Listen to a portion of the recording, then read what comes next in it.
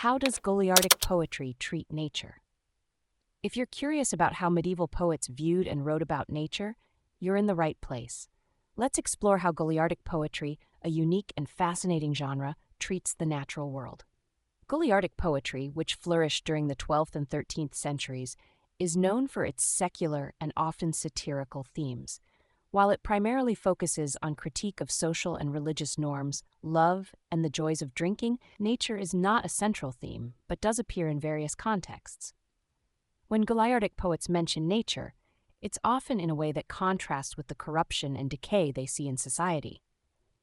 For example, in some poems, nature is described as being in a state of disorder or corruption, mirroring the poet's views on the state of the church and society.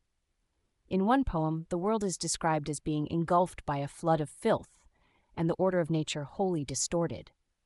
Nature is also used as a backdrop for the poet's critiques.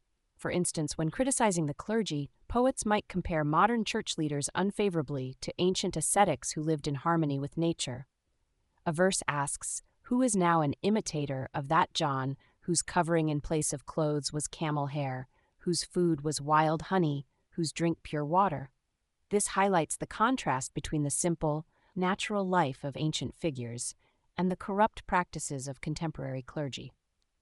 In addition, nature is sometimes invoked to emphasize the poet's personal feelings and experiences.